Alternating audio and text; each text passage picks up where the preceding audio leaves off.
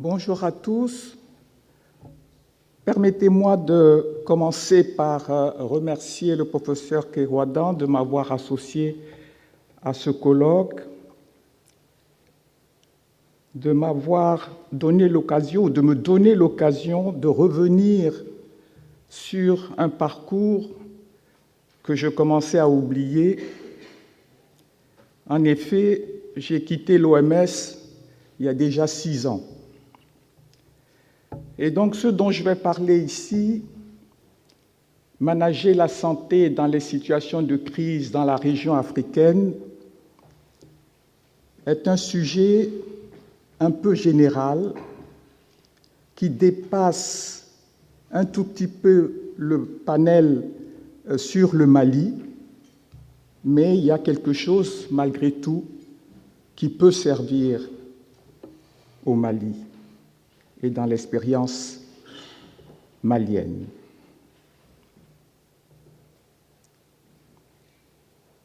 Cette photo représente l'ouest de la Côte d'Ivoire. C'est pour vous dire que je vais prendre des exemples un peu partout parce que, comme le dit l'intitulé, c'est manager la santé dans les situations de crise dans la région africaine. Ce sont des déplacés internes dans l'ouest de la Côte d'Ivoire en rapport avec la crise post-électorale.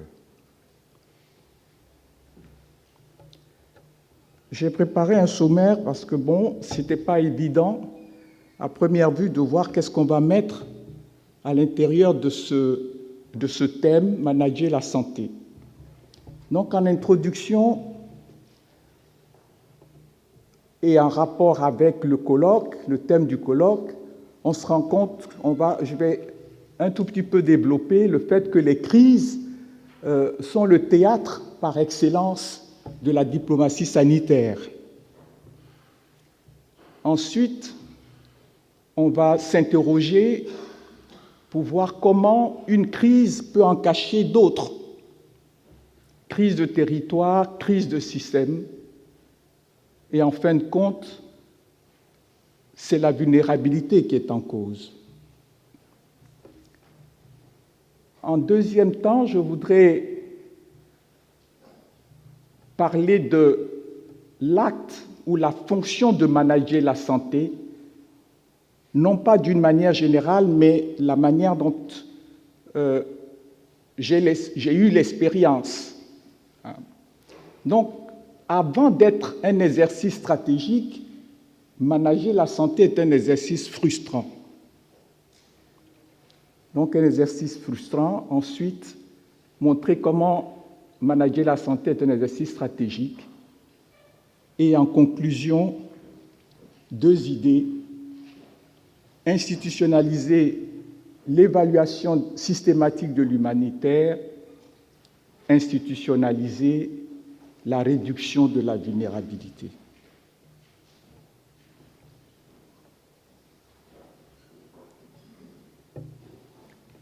Donc, en introduction, j'ai fait un petit rappel historique. Effectivement, fini les temps où les graves crises sanitaires, épidémies, maladies du sommeil, de la lèpre, étaient gérées par une seule administration, une administration de surcroît coloniale. Et tout ça se faisait autour d'un individu, particulièrement stratégique, particulièrement extraordinaire, et on a vu ces maladies-là se conjuguer au passé. Il s'agit du docteur Jameau pour la maladie du sommeil, du docteur Raoul Follereau pour la lèpre. Et on peut se demander si ce ne sont pas les aïeux de l'action humanitaire. Aujourd'hui, il y a une responsabilité mondiale à intervenir en cas de crise. Donc les acteurs pour gérer la crise, pour appréhender la crise, sont très nombreux. Ils sont nombreux, mais les éthiques et les approches aussi. Maintenant, on doit se poser des questions par rapport aux résultats. Est-ce que les résultats sont proportionnels au nombre d'acteurs qui interviennent? Et ça, je tiens cette expression d'un cadre de Congo-Kinshasa qui, sur un ton un peu humoristique, disait dans l'est de son pays, il y a tellement d'acteurs pour intervenir dans la résolution des crises qui sont en cours dans cette région-là. Il y a tellement d'acteurs, et surtout en matière de santé, il a l'impression que les résultats sont inversement proportionnels. Donc je tiens de lui cette expression de proportionnalité par rapport au nombre d'acteurs qui interviennent. Autre interpellation, quand on voit le nombre d'acteurs qui interviennent, les éthiques, avec leurs approches, etc., qui a certainement un besoin d'une gestion efficace, une coordination rigoureuse des questions de santé en situation de crise.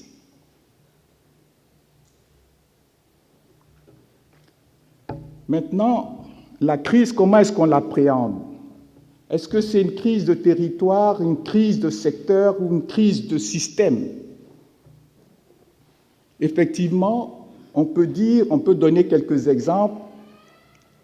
À l'ouest de tel pays, il y a des incursions répétées de miliciens, de mercenaires. Dans la vallée de tel fleuve, il y a des inondations gravissimes. Il y a des épidémies de choléra dans le sud-est.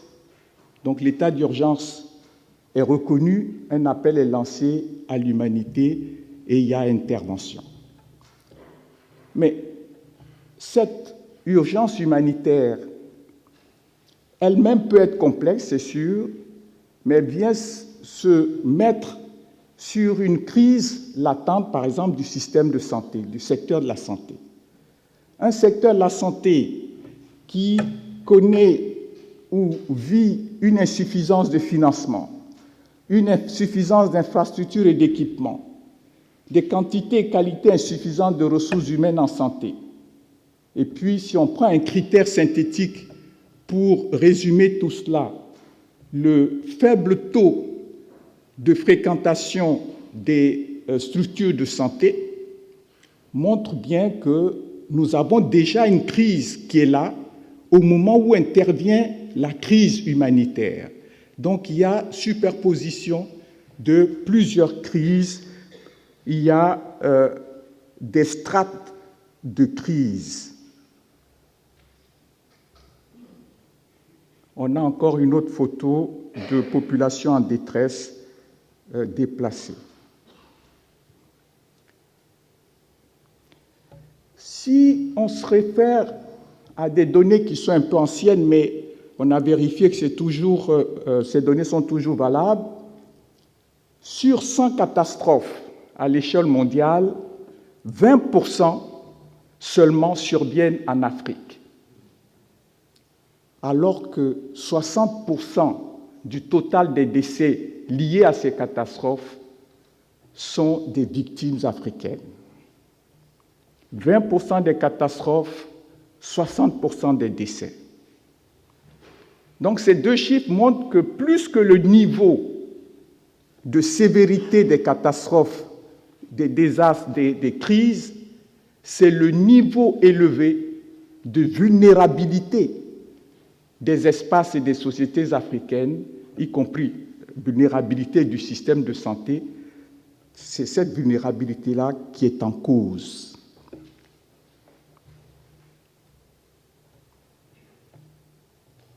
Donc, manager la santé, un exercice frustrant.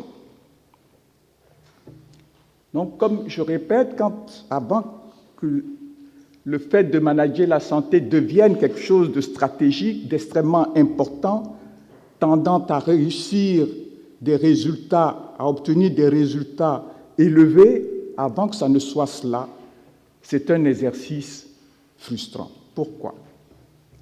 Avant de répondre au pourquoi, il faut savoir qui manage. Et là, on ne va pas faire de manière... On sait que le leadership mondial en matière de santé est confié à l'OMS depuis 1946. Et que l'OMS est un réservoir des savoirs en matière de santé. Mais l'OMS, c'est une vieille dame. C'est une vieille institution qui a été créée pour pays stables. Donc, dans un contexte où ce qui dominait, c'était la stabilité, donc son mandat était en fonction essentiellement de cela. Mais son mandat a dû évoluer vers l'humanitaire et depuis 2002, il y a une prise de conscience très très forte qui est reflétée par un certain nombre de résolutions de l'Assemblée mondiale en faveur d'une plus grande implication de l'Organisation mondiale de la santé dans les situations de crise. Face aux épidémies, son leadership est reconnu par tous, il n'y a rien à dire. Face aux crises complexes, effectivement, elle s'expose à la critique. Je vais en dire un mot, mais ces critiques ont été très bénéfiques pour aider à travailler autrement au sein de l'OMS par rapport aux crises. Justement, je vais vous donner un exemple de critiques et de reproches qui sont faits à l'OMS. Cela date de 2004 à Bruxelles, OCHA, qui dit ceci: l'OMS, vous-même, vous ne vous considérez pas comme un agent prioritaire pour les crises, et nous, ECHO, on ne vous considère pas comme tel non plus. Donc, l'OMS n'est pas vue comme un partenaire prioritaire dans les urgences humanitaires par elle-même, ni par ECHO. Ensuite, on nous dit l'OMS travaille à partir d'une approche, à partir de moyens de long terme, et n'a donc pas organisé ses outils, sa philosophie, son personnel pour adresser les urgences et les crises humanitaires.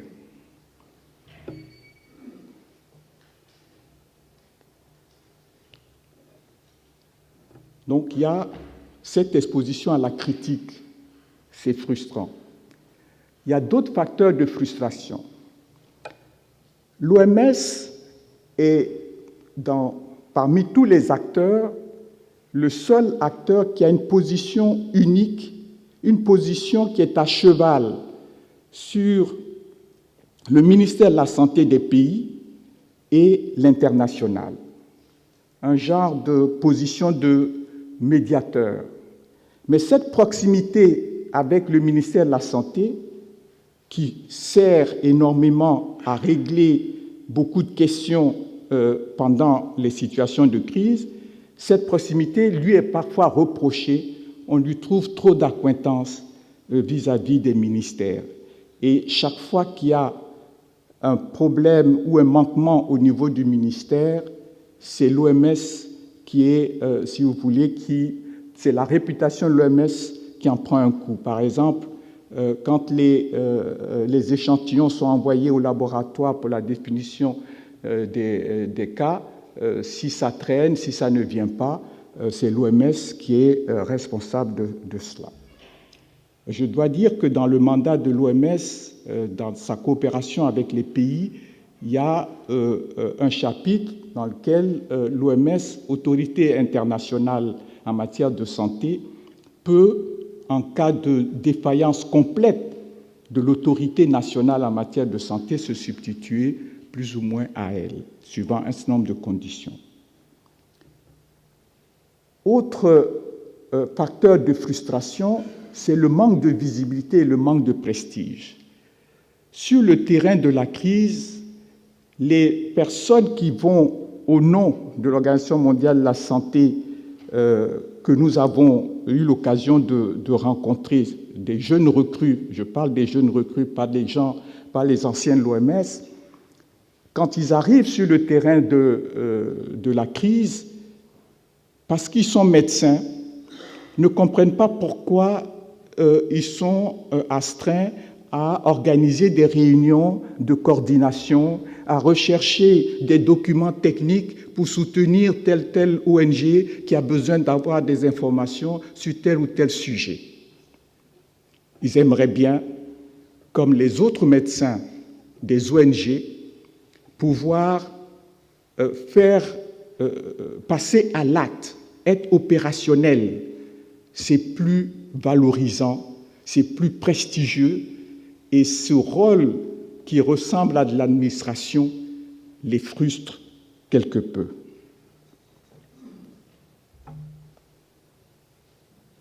Cependant, il y a un large consensus autour d'un renforcement des capacités, ça c'était en 2003-2004, des capacités de l'OMS dans les urgences et les crises. Et vous avez vu les critiques très acerbes de ECHO par rapport à l'OMS, mais c'est ECHO qui a donné le plus de moyens à cette organisation pour renforcer ses propres capacités à intervenir dans les crises humanitaires.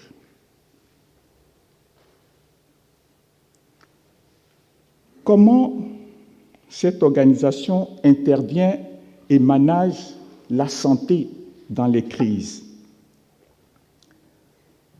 Elle a plusieurs fonctions qu'elle a organisées en 4 grandes fonctions, synthétisées en 4 grandes directions. Évaluation des besoins et priorités en santé, où on peut trouver la surveillance épidémiologique, etc. La coordination des interventions sanitaires, l'identification et remplissage des gaps et le renforcement des capacités locales. Aujourd'hui, avec le privilège que j'ai d'être retraité, je peux me permettre de dire que la 3e fonction, identification et remplissage des gaps, est une fonction qui ne paraît pas vraiment stratégique et ne correspond pas tout à fait au mandat et à la philosophie de l'OMS. On peut se permettre de se passer de cette 3e fonction et ne retenir que 3 fonctions principales qui, elles, sont véritablement stratégiques et conformes au mandat de l'OMS. Il s'agit de l'évaluation des besoins et l'identification des priorités en santé, la coordination des interventions et le renforcement des capacités locales sur des questions techniques, mais aussi ça peut être sur des questions de collecte de données épidémiologiques, etc.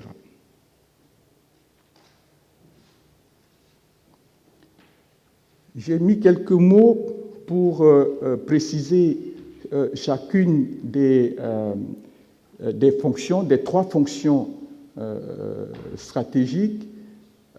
L'évaluation donc des besoins et priorités en santé apparaît comme la recherche d'un dénominateur commun, un dénominateur entre griffes, pour que tout le monde travaille sur la même base, la même plateforme.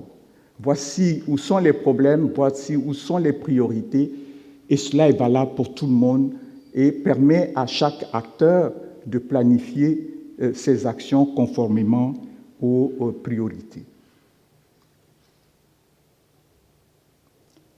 La coordination,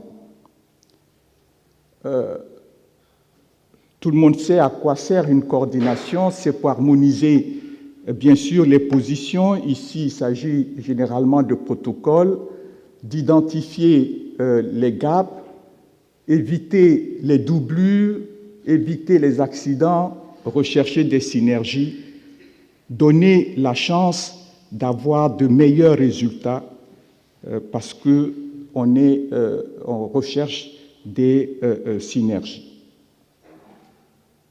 Et cela permet à chaque acteur aussi de planifier et d'échanger les informations sur ce que chacun fait par rapport à la santé dans la situation de crise. Enfin, le renforcement des capacités locales. Là aussi, c'est pour rechercher de meilleurs résultats sur le terrain de la réponse à la crise, mettre les gens au même niveau de compétences, mais en même temps qu'on le fait pour avoir une meilleure réponse à la crise, c'est aussi pour préparer la période de transition vers le développement. Et donc, ces renforcements de capacité s'adressent aussi bien à des questions techniques, la prise en charge des maladies mentales en situation de crise, les problèmes d'eau, les problèmes de nutrition, de santé de la mer, etc., mais aussi, comme j'ai dit, sur les questions de collecte et traitement des données épidémiologiques ou formation des techniciens laboratoires. En conclusion, 2 idées. L'institutionnalisation de l'évaluation de l'humanitaire, c'est vrai, on se pose beaucoup de questions sur les résultats. Est-ce que les résultats que nous avons sont à la hauteur des moyens, des investissements à la fois humains, financiers, logistiques qu'on y introduit? Peut-être que des évaluations peuvent aider à mieux cibler et à obtenir en fin de parcours davantage de résultats et un niveau plus élevé de vie sauvée et de réduction des souffrances des populations. Cette évaluation systématique peut être considérée comme un exercice qui est susceptible d'aider tous les partenaires, de quelque côté qu'on se trouve. Et ces évaluations peuvent fournir des informations utiles pour la réduction de la vulnérabilité. Enfin, la deuxième idée, qui n'est pas nouvelle, qui n'est pas originale non plus, mais on est en face de la réalité, on est obligé de revenir sur cette idée-là. Pourquoi? Parce que jusqu'aujourd'hui, on voit qu'il n'y a pas d'institutionnalisation, même quand un pays a passé la guerre. Donc, pour réduire la vulnérabilité, nous pensons essentiellement à institutionnaliser la réduction des programmes de réduction, de réduction des risques, de prévention et de préparation à la réponse aux catastrophes et aux crises.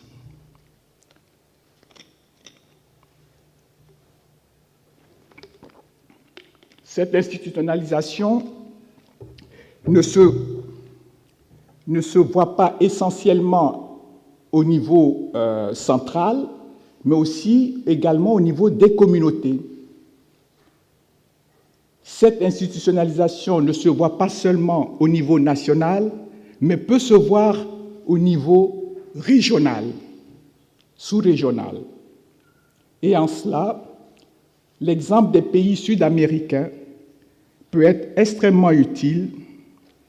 Pour revenir sur ce que disait un des intervenants hier, on pourrait simplement dire qu'il faut s'inspirer de l'exemple de Cuba, qui, chaque fois qu'il y a une catastrophe naturelle ou semi-naturelle, n'a pas besoin de faire appel à l'humanité.